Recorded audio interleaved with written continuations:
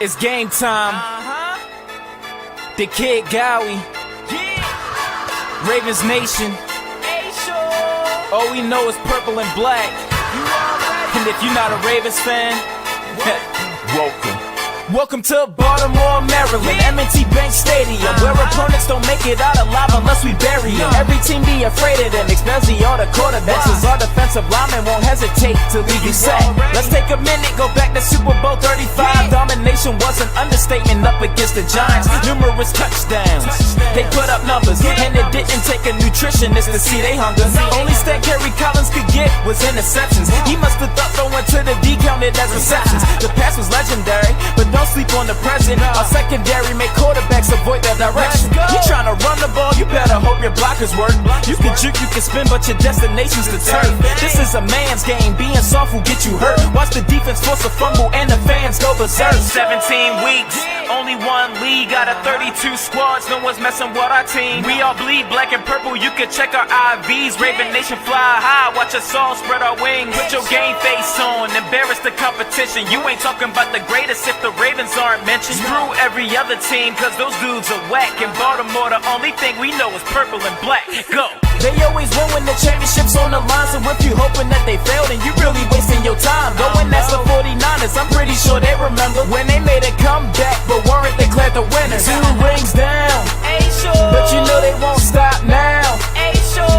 If the opposing D's caught slipping, you know exactly how that goes. That's another deep connection for 6 points in the end zone. The stadium goes wacko as Ravens put in work. Pittsburgh Steelers, that still curtain is looking more like a skirt. So tell me who they say is gonna beat them Bengals.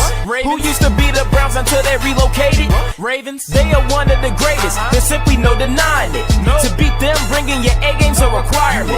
With the youth of the team, I bet they still be dominant, even after the greatest linebacker's retirement. 17 weeks, only one league out of 32 squads. No one's messing with our team. We all bleed black and purple, you can check our IVs. Raven Nation fly high, watch us all spread our wings. Put your game face on, embarrass the competition. You ain't talking about the greatest if the Ravens aren't mentioned. Screw every other team, cause those dudes are whack. In Baltimore, the only thing we know is purple and black. Go!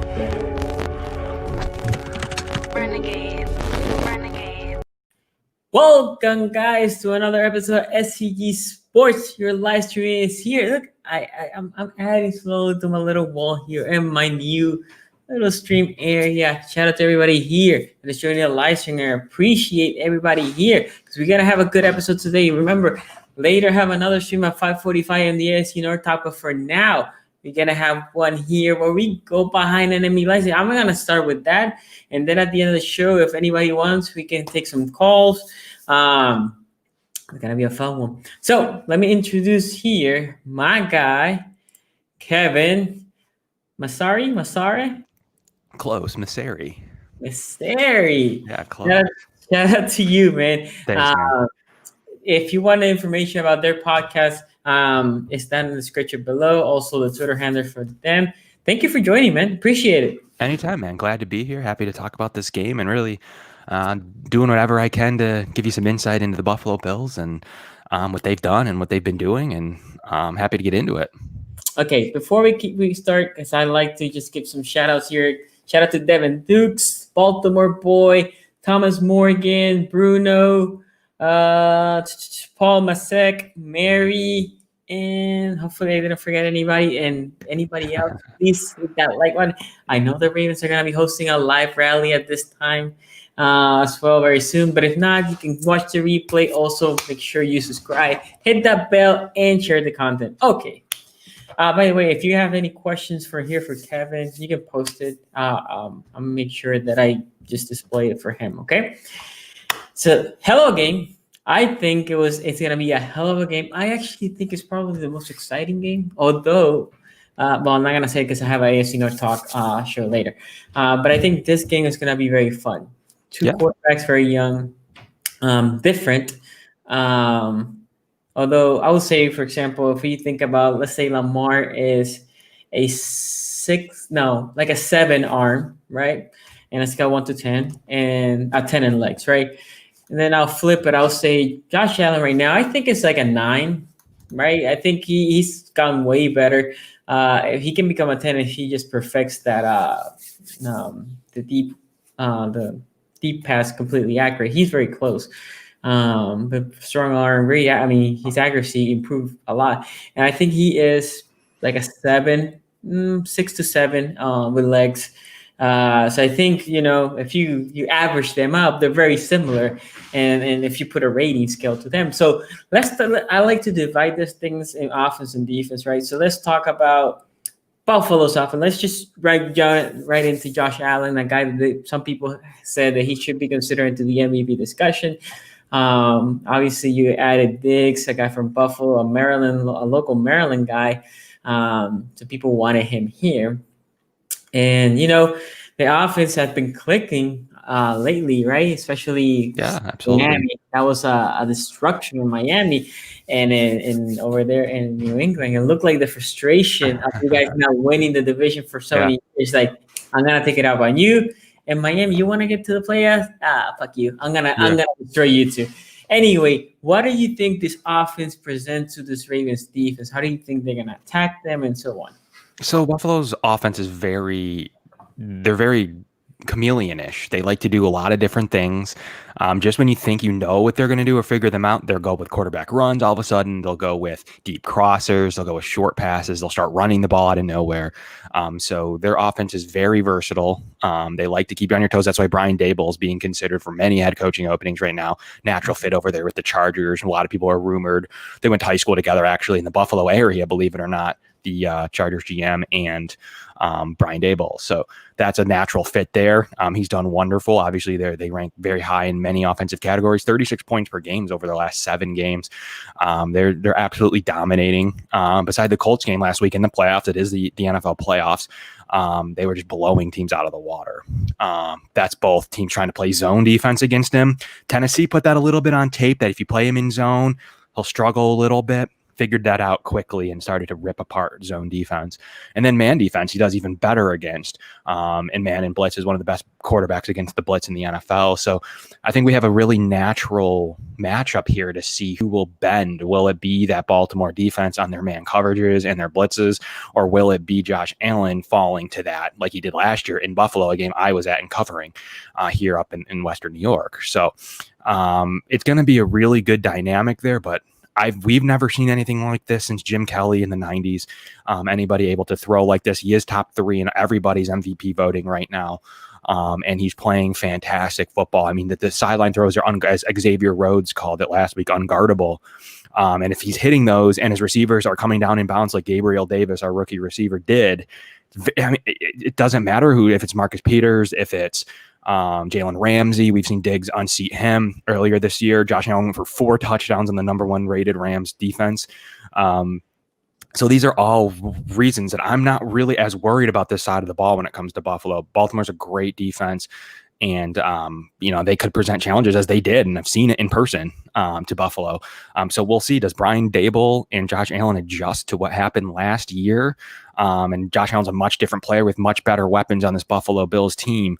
Most notably the number one receiver in catches and yards in Stephon Diggs, a guy that just absolutely just opened up this offense and taken it from average to very good, and as well as Josh Allen's progression. So there's lots to watch here. There's lots to look out for, but this is an intriguing side of the ball. And I said this, and I'm going to say it on my show. I think this matchup could be an AFC championship type of game. Not to take anything away from Kansas City or Cleveland. Cleveland's a nice story or whatever, and I think they got a lot going on for them, but I don't think they're there yet. Pittsburgh is so bad. And then you have Kansas City, who hasn't been playing. I mean, Buffalo and Baltimore are playing great football right now. I don't know that that's true for Kansas City. They're kind of getting by. They lost, they benched Mahomes for rest.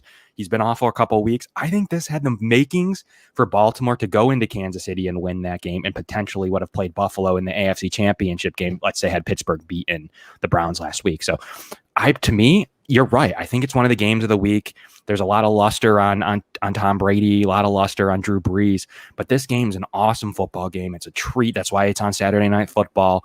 It's going to be way better than typically you would expect a game like this to be. And I mean, to me, it's an AFC Championship game.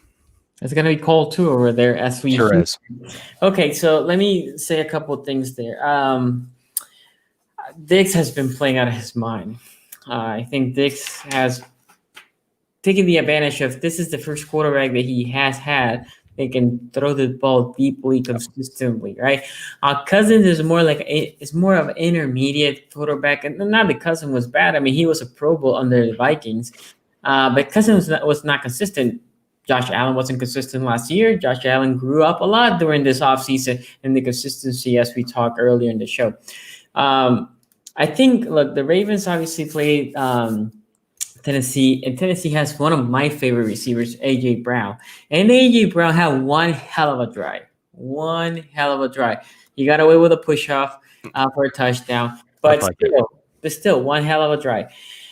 I think Diggs and A.J. Brown, in my opinion, are equally talented, although they're very different. Diggs is way more shifty.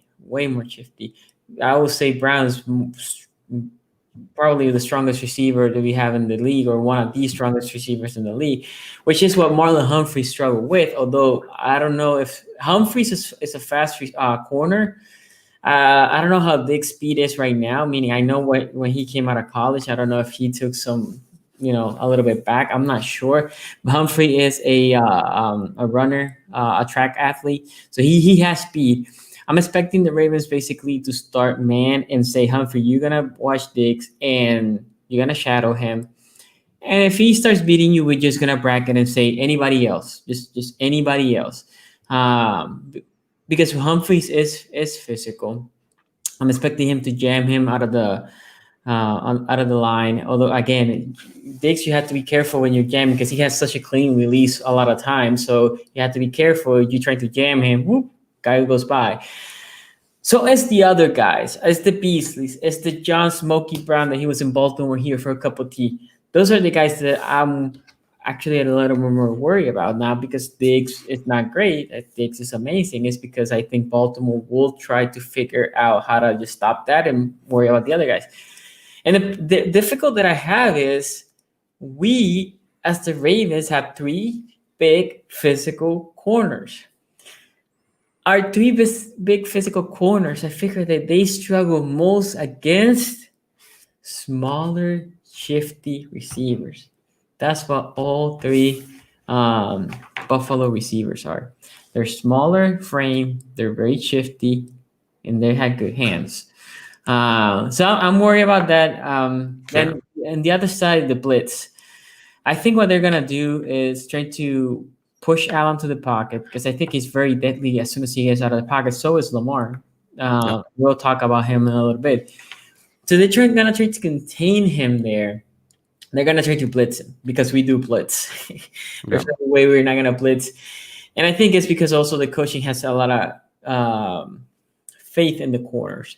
And I would not be even surprised if we blitz, but we keep our one safety over the top, and that safety is just lurking. What is Diggs doing? Which, again, is a problem because Smokey Brown's equally as fast on the other side. So we have to be Beasley is the underneath guy. The other two are just burners. Okay, but our D-line is finally healthy. And I think one of the main things is the Baltimore Ravens defense is going to try to do is just make sure you guys are one-dimensional. You guys don't run the ball particularly well. Your guy Moss got hurt, so he's not going to be able to play. So you got Singletary as a running back. Calais Campbell looks healthy. Big Baby is healthy, which Brandon Williams, sorry. We call him Big Baby over here. They're both healthy. And the discipline that this defense showed in the Titans game, I think, is extremely important against Buffalo because Allen tends to randomly keep the ball and run, right?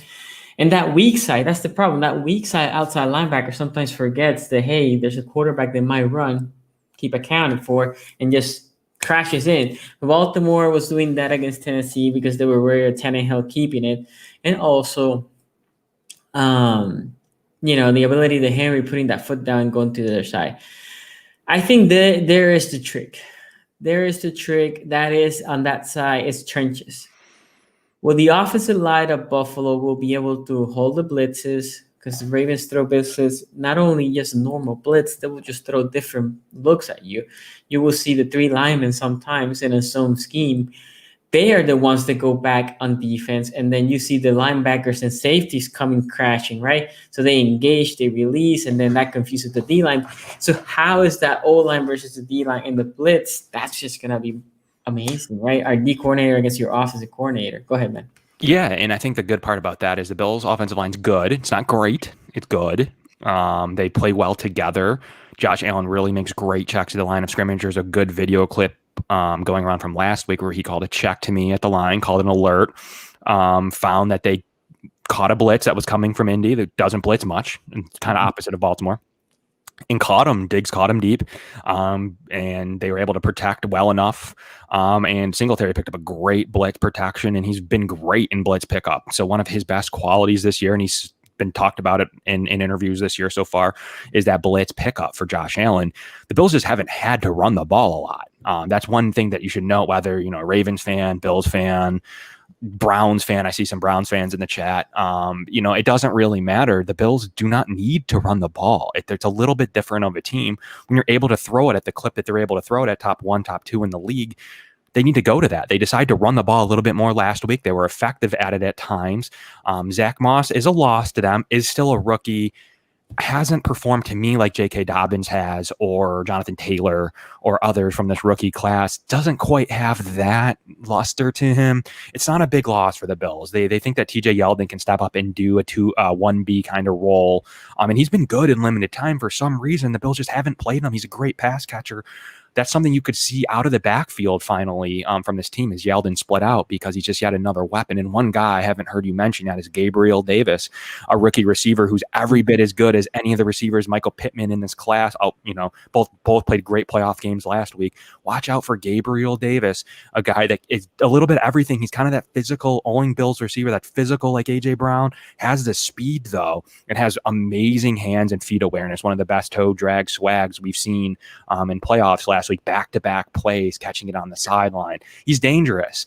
He's a guy that if you're going to double and bracket up Diggs, and you're going to watch and zone spy and do different things for Beasley, Gabriel Davis got to be one-on-one somewhere, and he's been winning against third and fourth corners in this league pretty consistently. Can he beat number 1 corners? I don't know. That remains to be seen, but he sure is beating number 3 and number 4 corners consistently in this league. So watch out for Gabriel Davis, a guy that Josh Allen fully trusts, especially in single coverage. So if you're going to do things to take away John Brown deep, that's fine. You're going to do things to take away Diggs deep, that's fine. The number one way to get this offense in the trenches is you got to get to Josh Allen, and that's harder said than done. If you don't, it's like the Tom Brady thing. If you don't, he's going to find Diggs, Beasley, Brown, Gabriel Davis, Isaiah McKenzie on a jet sweep, who had the game against Miami you referenced already.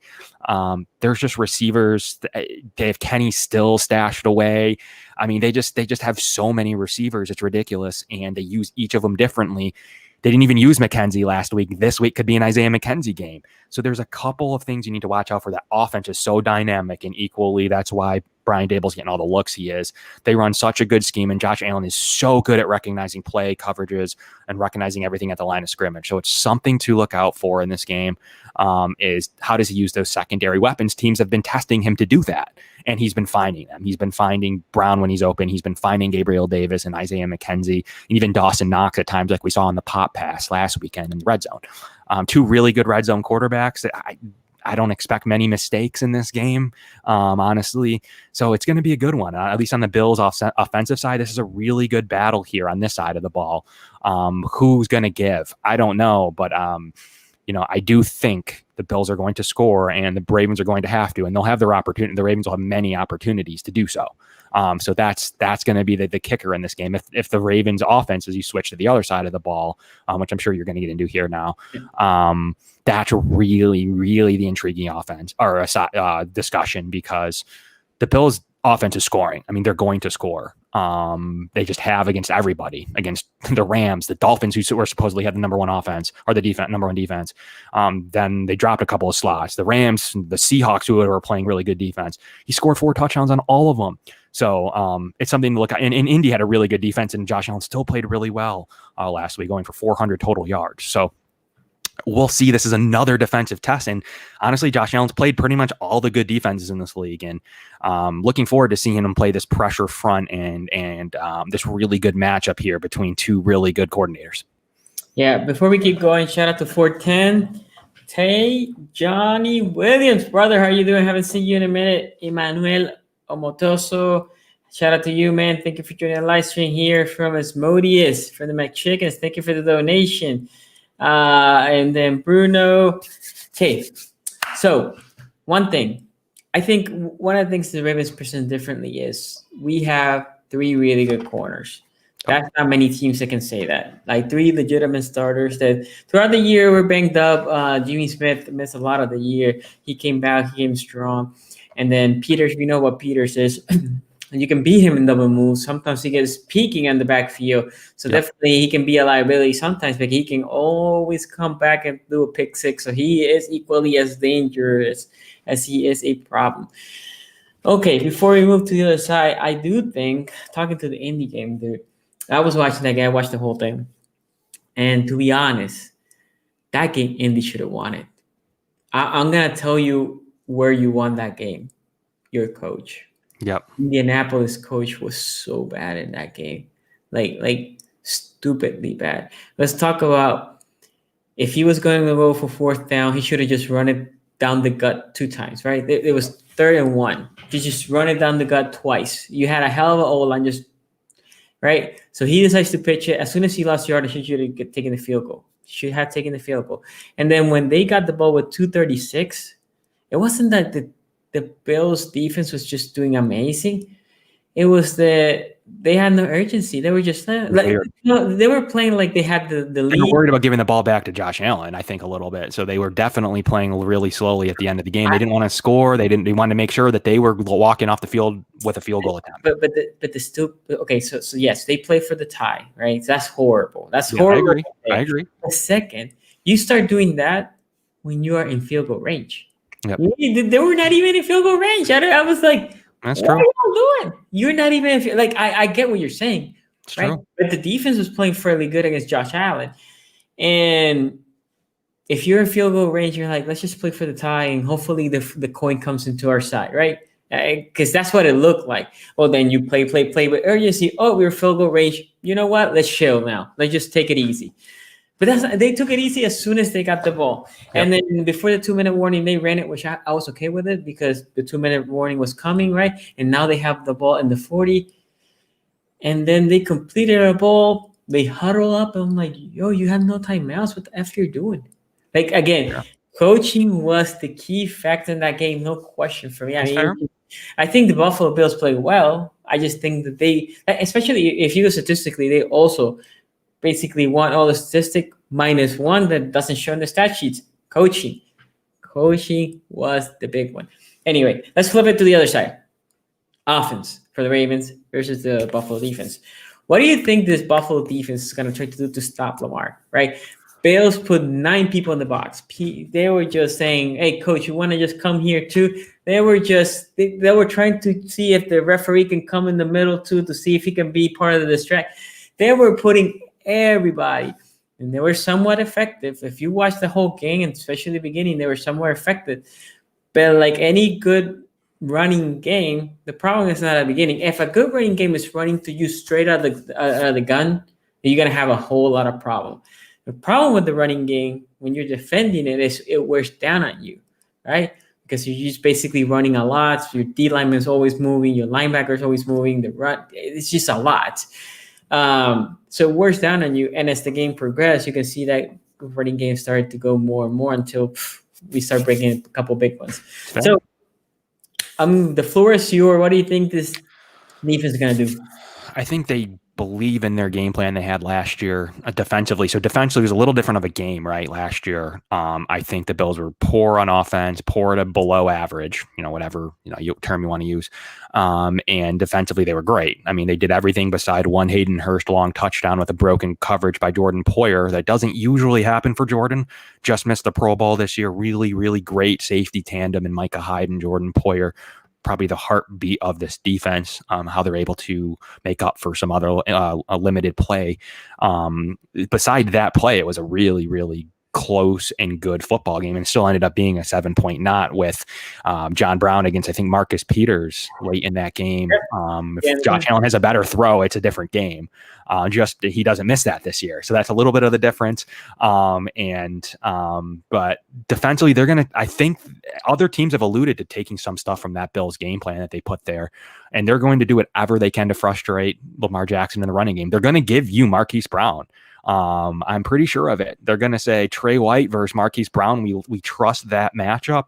And then we trust Levi Wallace, the Bills' second cornerback, against Miles Boykin or whatever it is, whatever 2 receiver set that you'll be in with Devin Duvernay or whoever, you'll be, trotting out there the number 2 spot. That's what the Bills will trust in. They'll do single coverage.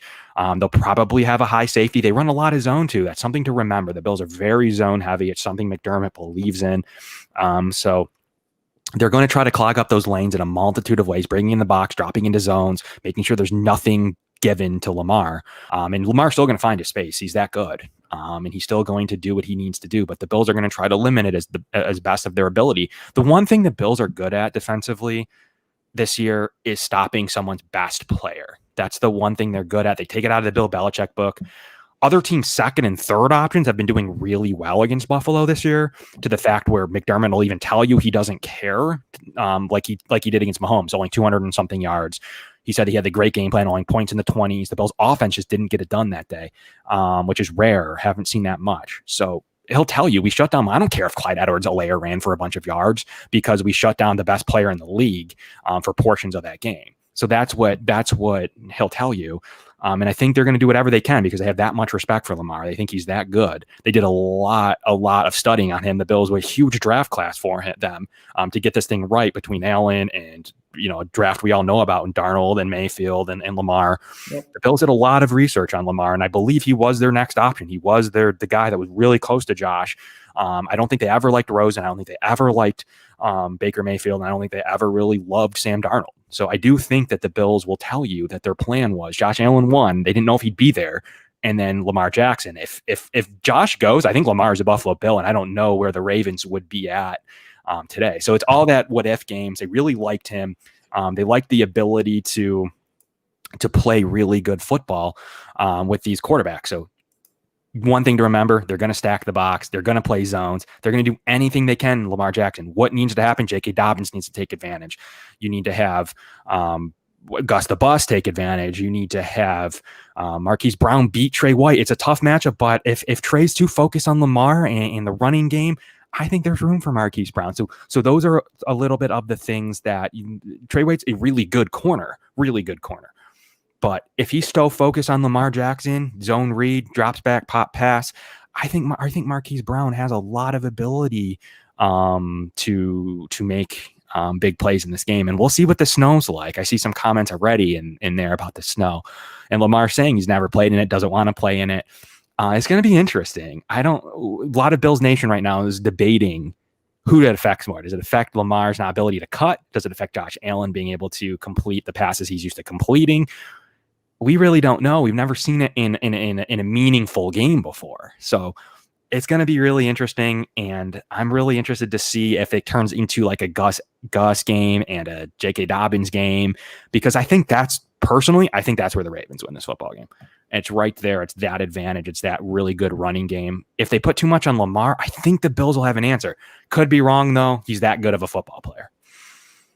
Yeah, I mean, Gus and JK and Lamar, I mean, it's a big trio. And the reality is Lamar is the captain, meaning most of these fronts are just read options. So if the defense is just watching Lamar, yes, he's going to give it to JK. He's going to give it to Gus. Yep. If the defense is key on the running back, he's just going to keep it and run. You said something very interesting. The Buffalo Bills like to play cover 2 and zone, correct? That's their style. Yep. I think Lamar's best attribute is against the zone. I think he struggles when it's man coverage because Hollywood or Marquise Brown, he is good at something that he showed last week that he haven't shown since the time he's been in Baltimore. Yards to the catch, he was actually catching the ball and looking to get people miss, and just he was really good last week on that. But there's another guy that is extremely good. There's two in the zone cover scheme. One is Willie Snead. Willie Snead is amazing when people zone him out because he loves to find that soft zone. There you go. There. And then the other guy, and this is a big target for Lamar, even more than Marquise Brown, is Mark Andrews. Mark Andrews, if you zone scheme him, he will find the soft zone and he would just get you up. So I think I expect him to be honest. I really expect him to. Yeah, well, what I was going to say, I think Buffalo, this is a game to play man because I'm expecting them to put more people in the box. If they don't put more people in the box, are we going to just shoot them up? Because we have been good against defenses when they're putting 8 and 9 people in the box. So if you're just going to go with your typical, 4 and 2, 5 and 1, depending, and your coverage that you're at the moment, there's lanes. There's a lot of lanes. Now, I hear the argument, well, in zone scheme, your corners are there just watching, right? The plays in front of them, and they can react. And that is true. The problem is if the linemen now start getting to them, right? That's the problem. When I see sometimes the zone scheme, sometimes when we go and we do a lot of misdirection, something that you don't see a lot is a pulling guard you see every time, right? Every single team pulls a guard. Left guard, right guard, depending where you go and you pull that guard. Beautiful. Ravens will pull the guard and then they will pull the tackle. And the guard's there trotting. And behind him, there's the tackle. And then there you go, the running back's behind them, right? So zone for me is a good defense for the Ravens. Like it's an effective Ravens because they can run. And let's say that the zone at least will contain the big runs. So that could be fair. We're not going to give you a 70, 80, whatever. But what it can do is will give us an 8-yard here, 7-yard here, 9-yard here, 5. Now you can control the time of possession. Now you swing that time of possession because if you're going to give me 5 yards per clip, well, I'm going to keep making first down. I'm going to keep moving the ball. I'm going to win that time of possession. Your defense is going to get tired. Eventually, the big one is coming. On the other side, our defense is fresh. So now we can keep going at it. We can keep, right? Because as the game goes on, sometimes that's when you see the defense just breaking. That's why sometimes, guys, you see games that are like, 10-9, right? And then the fourth quarter comes and the games we got finished 30-28. And it's like, what are these points? Well, the defense just got tired. Right, because when you have close game, usually is punt. So there's no time of possession. But if Buffalo is just gonna sit back and watch us getting 3, 4, 5 yards, even though it's not a big play, time of possession will be effective. Also, like I said, in the zone coverage scheme, you will see Mark Andrews. You will see Hollywood Brown. I agree with you. I said this the other day. I said White will neutralize Hollywood Brown because somebody was like, "Oh, Hollywood would kill the Buffalo." It's like, I don't know. If Buffalo's smart, I would say Terrell White Your job is Hollywood Brown, because they're similar body stature, right? Terrell White's not the biggest corner. Nope. And then Hollywood Brown's not the biggest receiver, but they're both fast, both shifty. I would say, why you that you don't care? Go shut them down. Shut that guy down. Because Lamar sometimes would like to force him to his buddy Marquise Brown, and that's where problems can start. But I think that is a matchup. I said, like, I don't think Hollywood Brown will be effective. It's the other one, right? Mark Andrews Sneed. How do you control that? Especially, I agree with you. I've seen it a lot. That zone coverage scheme. How do you work? I think, again, I just think how you guys are probably gonna play is manning up and everybody else is in the box. Now, why is that still, in my opinion, advantage Ravens? Because it's not a normal defense for you guys, right? So now you guys have to be extra disciplined because there's going to be a lot of you guys in the same space. That's where people start colliding with each other, right? That's when people start making mistakes because they're not used to being in that position. So I agree. I think it's going to be a good matchup. I think this is a good matchup across the board. Defense for Buffalo against the Ravens offense. Defense for the Ravens against Buffalo offense is going to be a chess match all day long. It comes down to the same thing that I said earlier. Trenches. Who wins the trenches? At Buffalo Bills, and this was true early in the Tennessee Titans game. The Tennessee Titans were winning the trenches battle. If that D lineman, right, it starts winning the battles, the one-on-one battles against the O lineman, you guys will have success because now, without having to put a bunch of people in the box, now you're getting to the backfield. Now you can stop the run, right?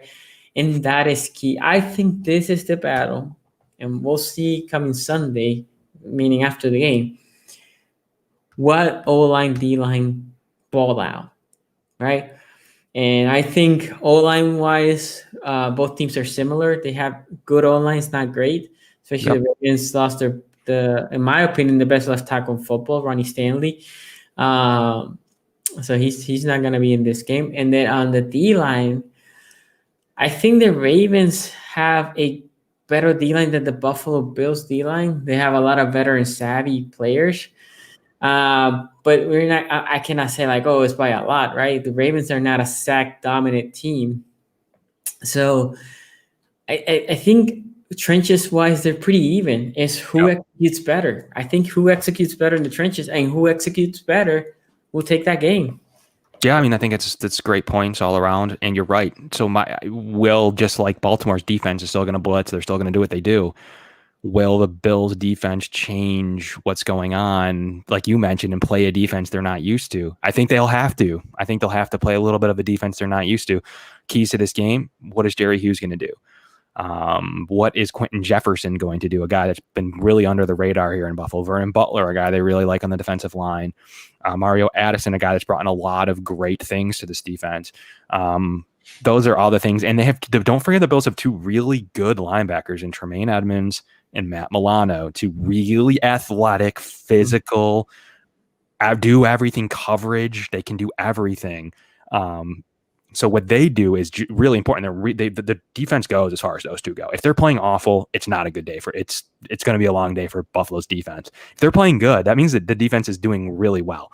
Those are the two players that are pivotal in this game. What do the Bills do with those two linebackers? Because they're the difference makers on the defense.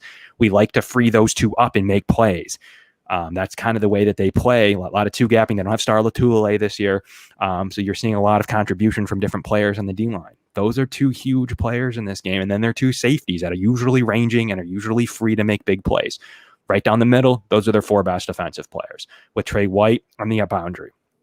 That's five. So the rest of their 5 or 6 players that are in the game can play well, but really the scheme revolves around those other players. They're bigger players, and that's just the way that it goes. And Matt Milano is looking for a payday, and he's played fantastic against some of the best quarterbacks in the league. So he's someone to watch out for and what they do with him in this game. The Bills have seen a lot of different running. They've seen Kyler. They've done great things against Kyler. They played fantastic against Russell Wilson. So it's just, what will they do against Lamar? They have some experience against guys that can do some of the things Lamar can do, and have played. I mean, the Bills would be on a 10-game winning streak if it wasn't for one Hail Mary. Hail Mary, baby. That Hail Mary was huge. Against 3 of the best Bills defenders. I mean, it was a hell of a catch. I mean, what are you going to do? I mean, what can you, it's whatever. Perfectly defended. 3 guys, they're 3. It's not even garbage players. They're your 3 best players. I mean, it just doesn't make sense. It is what it is. But, to answer your question, someone asked there, I'm more worried about the Ravens offense. Lamar's that good. I mean, it does not say that the Ravens defense isn't good. They're really good, and they're another good unit. But the Bills offensive unit, I think, can counterpunch that just very, very strongly. It's the Ravens offense in this game that worries me much more for the reasons you just stated. They're either going to have to play those zones that they're good at and hope to limit damage, or they're going to have to play a different style of defense that they're not used to. So what is going to be more effective? Sean McDermott and Leslie Frazier, 2 really good defensive coaches, are going to have to tell us, but that's the scarier side of the ball for the reasons you told us about just moments ago. Yeah, I forgot to mention that too. The linebackers for Buffalo, they're extremely good. Edmonds is a beast of a linebacker. It doesn't seem fair that he's that big and that fast, to be honest. And he's 22. He's super young. He came in the league he was 19, because I remember he was the good Edmonds rather than the Steelers. I think they thought they were picking him. For some reason, they picked his brother in the first round. And he's 22. I still say to my guy, Tony, which is a Steelers guy, a co-host with me in another channel we have, I don't like the other Edmonds. I like your Edmonds. I don't like his Edmonds. But the 2 linebackers, in general, linebackers against Baltimore, they're critical, right? Because of their run-stopping ability, right? Because the reality is, Lamar, when he goes full speed, the corners have a very tough time.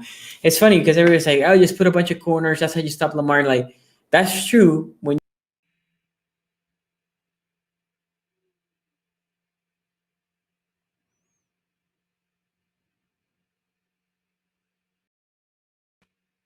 Hey, I'm sorry. It's all good. Okay. Sorry. I was saying, the corners are good to stopping Lamar when you get them near the line of scrimmage, but when he goes full speed, he can stiff arm the corners. Yep. Now the linebackers, right? And the linebackers can get him in that intermediate, right? Because same thing, if you go full speed, the linebackers, you're not going to catch him, right? And that's when the safety comes back. But if I flip it to the other side, when the Tennessee Titans and other teams put a lot of corners, what Lamar does is give it to a guy like Gus Edwards, that he is a truck. And then the other thing they do is they give it to JK, which he is a very small running back, but very strong. And last but not least, also, they start hitting Pat Ricard to the flat, which is our fullback / D tackle guy / tight end. 300 plus pounds that we use him to catch it on the flat. Usually he's open, and then people try to tackle him, and then he just trucks people over, right? So it's a chess match, right? It's gonna be a good one. I think Edmonds also is gonna be critical in the passing downs when you think about a guy that can stop. This is the same thing for Hyde, right? The safety. Who's gonna get Mark Andrews? That guy, whoever they're scheming right now to do it. If it is Edmonds, if it is Hyde, that guy's important because that is Lamar's favorite target. So I can't wait for this matchup, to be honest. I don't know if you want to talk about special teams. Obviously, we have Justin Tucker, one of the best special or kickers in the league, although he missed one last week. He's used to kicking in bad weather condition, but what is your kicking situation? Good. They have a rookie kicker who hit a 54-yarder big kick last week. Tyler Bass was worth every penny they spent in the 6th round on a young kicker with a good deal. So he's been able to kick in these elements. He's been solid. He hasn't missed a kick since week 9. Started off rocky. With rookie kicker, you got to stick with him, and it was paid off, especially with the state of kickers around this league. And Corey Bajorquez leads the league in gross or not. I can't remember. Their punter, who's been fantastic. Pinned one against Miami into the half-yard line, punting from like the 30. It was one of the best punts I've ever seen. And he's been a difference maker, played really well against Indy as well, making difference and differentiable kicks in that game to help out the field position game that the Bills were losing. Usually the Bills are a very strong special teams unit this year. They didn't play great last week against Indy in that department. One thing they need to clean up for sure. Kicking game's good though. Tyler Bass is a weapon, not still advantage. I mean, when Justin Tucker's kicking advantage Ravens in any game, it just is what it is. There's nothing we can do about that. But Bass has played really well. Dueled out his rookie kicker in Indy. So he won that battle. He missed a 30-yarder, and Bass is hitting 54 with ease. So it's going to be, the Bills are in good shape on special teams. They dedicate a lot of players. Or Taiwan Jones. They dedicate a lot of special teams players on this roster because of how good the other positions are. They can do that. So luckily, their special teams unit usually leads the league in kick coverage, and has been really good at returning. Andre Roberts, a guy you have to bring up, Pro Bowl kick returner, seems to always bring it to the 40. It's pretty underrated, but Andre Roberts has been a really, really good returner, rewarded with another Pro Bowl appearance. So special teams should be another fun one. I mean, I don't think there'll be many mistakes on either side. Usually pretty good disciplined Baltimore team. Though both of these teams are committing a lot of penalties. That's something to remember, which is funny. I think Baltimore and Buffalo are two of the top three in total flags. And they have a flag happy ref this week. So will that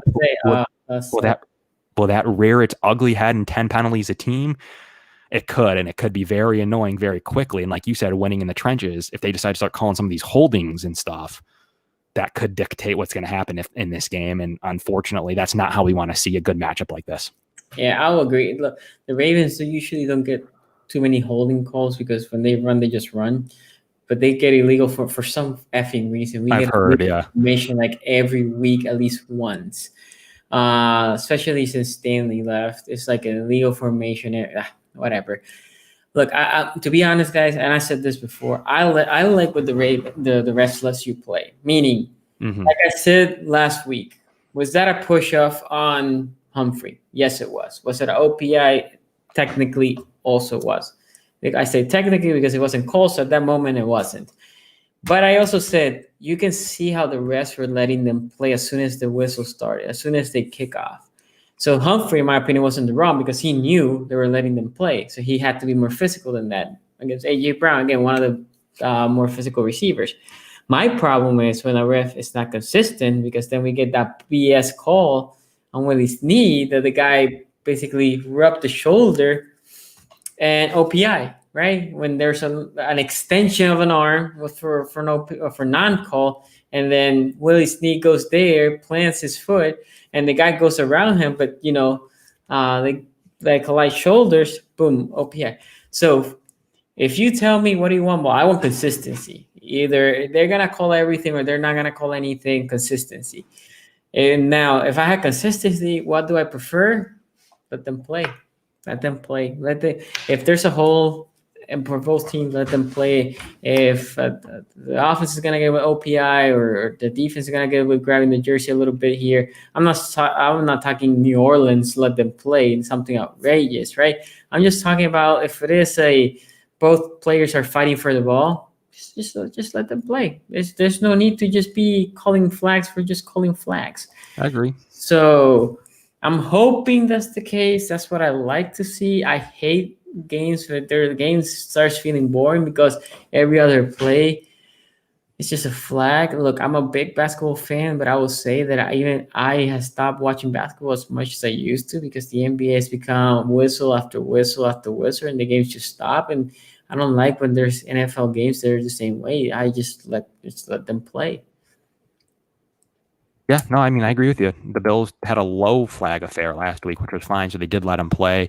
The refs did rear their ugly head late in the game last week against a fumble that pretty much everyone thought was a fumble against Indy, where he got up and got the ball punched out. And there's been angles from many unbiased people that show he was clearly up when he got the ball punched out. Different kind of version of bad officiating, but that was kind of what the Bills experienced. And then they didn't handle the clock right. they fumbled the ball out of bounds. It wasn't running. Like there were so many issues. Back to your point earlier on what happened there for Phillip Rivers in the final drive there. It was just so goofy. Like beside Phillip Rivers, the reffing was goofy. The fumble was goofy. They didn't challenge it. I mean, the whole thing was a total train wreck. From start to finish. So I agree, though. I need better in that situation. These games are really important, and you're right. I think they need to let him play. If there's some hand checking, hand fighting, let it go. If it's Nickel Roby-Coleman crushing somebody in the corner, okay, you got to call that. Yeah. But holdings are down. Don't make them up all of a sudden. One here and there, fine. But if you're calling one once a quarter, those are drive killers. I mean, even for Josh Allen, those are drive killers. Those are drive killers for Lamar. I mean, that's just especially if you think about those. It's a sack. Yeah, no, but especially the ones that are not even on the play, right? Like nothing that penalty affected the play. Right. So even if it was a little bit bad, if it's not affecting the play, just let it go. Just let it go. If affects it, like if you get a hold and it affects the play. Right. If, for example, if one of the Bills is going to sack Lamar and Brown, our left tackle, holds him, you have to call that, because if not, it would have been a sack. I get those. It's just, again, consistency number one for me. So if you're going to call everything, just be consistent, because nothing drives me crazy more than the inconsistency. Yep. But if you're going to be consistent, you're going to ask me, what do you prefer? No calls. Let them play. Anyway. Any final thoughts as we're wrapping this live stream?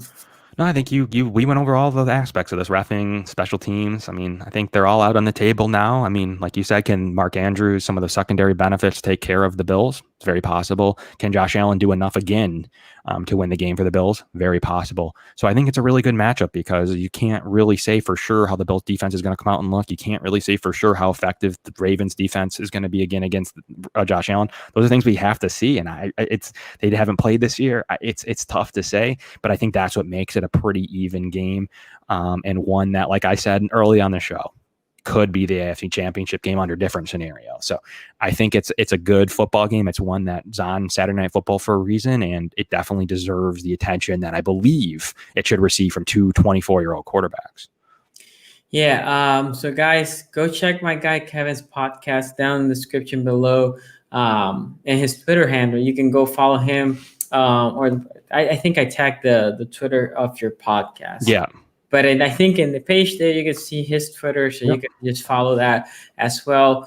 Obviously, guys, for me, a couple of things. House cleaning. By the way, Chris Hall, shout out to you, Kerry, 64, Seven of Christ, and I know a couple other TT Wims, Foxes 23, Ravens, Danny YT. So a couple of you guys, thank you for joining the live stream. After this one at 5:45 p.m. Eastern, I'm going to be there in the AFC North talk representing the Ravens, like always. So come enjoy the podcast. Also, I told you that this game for me is at 1:15 in the morning. So I'm going to be live streaming around midnight local time, 7 p.m. your time. So make sure you come to the live stream. I need energy at the beginning, because I'm going to try to take a nap, like, I don't know, a couple hour nap before this game. So make sure you come, bring your energy. I'm probably going to open phone lines just so you guys can come and call and say how hype you are with your score predictions. And before you go, just give me your score prediction for this game.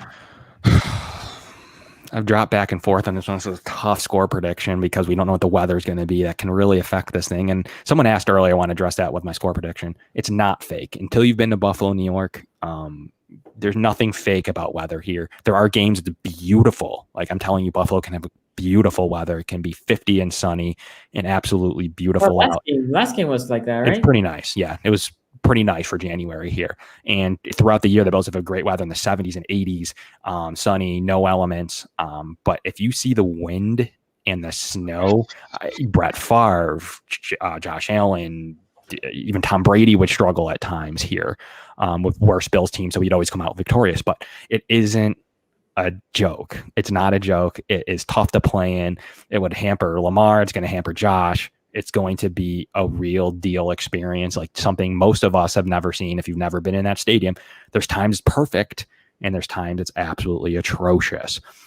with the wind is just not like any snow you've normally see. It's swirling. Kickers can't kick, can't cut. It turns into a run down the middle and one route on. So it's something Aaron Rodgers has mastered, but he's pretty much been the only one I've ever seen play really well like he did against the Titans earlier this year. So that's one thing I want to put out there. The weather's not fake. If we get some of that, it's going to make this game goofy to the point where penalties and turnovers and that kind of thing will take over probably. So we're going to say that it's not going to be a big deal. That's how we're going to at least approach it. Okay. I think either team could blow out each other. I really do. I think there's a scenario, the 38-17, I just saw someone post, could happen for the Ravens. I think there's a scenario there. And I think there's a path equally that the Bills could do a similar thing, that they're that good offensively. Can the Ravens keep up? I'm going to average all those goofy things out. And I really do. I'm 16-1 picking Bills games. I don't pick them to win every game. The only loss I have picking a Bills game is picking them to lose against the Seahawks, which they ended up winning. So I don't pick them to win every game. I haven't missed much. I do think the Bills pull this one out. That's how good Josh Allen's been. I have a score that I've been leaning on, and I really do believe in it. I do think, and I've been feeling this score, 27-23 Buffalo, that can completely change if some of this weather happens. But Josh Allen's on a mission, and you guys will see, even if you're getting to him at times, he turns it on in the fourth quarter. He plays really good football. But they respect the hell out of the Ravens. And I think they did not want to see the Ravens in the first round. They don't want to see the Ravens in the second round. They were probably rooting for Pittsburgh, so they didn't have to see the Ravens here. It's probably, like I said, that's why I keep coining it as an AFC championship game. I think if the Bills were off the routine and in Baltimore, it could be a different story. But that's the score that I have in this game. And we could see so many different things happen and play out because we don't know how the defenses are going to come out and play. But that's the score I've been leaning on, 27-23. I've thought about it hard, and I'm usually pretty good at predicting Bills games. I mean, that's fair. That's close. I actually think if the elements do happen, I think the Ravens might get a benefit on that. It's tough, yeah. Passing game, but it's in the running because we can run on the middle so good. I would say Lamar in the past couple of years, Yep. He was more a sidelight to satellite runner, and this year he keeps it and goes to the middle so much. And again, even with the elements, that will be favorable to Lamar and the Ravens. I like you. I struggle with the score prediction this one, and I had it, and it was funny because TT wins. I put it like that because that's the score that I have, but it's Ravens, 30-27 Ravens. Great matchup. I think it's going to be a great match. I actually think it's going to be one of those games that is going to be 27-27. The Ravens have it last, and they just milk the clock, and Justin Tucker gets like a 40-yard field goal. Possible. But anyway, man, thank you for joining the live stream. Thank you for everything, bro. Good luck on this Sunday. Not too much because I want the Ravens to win, but hey, good luck at the podcast and all that. I appreciate it. And everybody, remember 5:45 p.m. Eastern, AFC North Talk. Go check the channel. We'll see you later.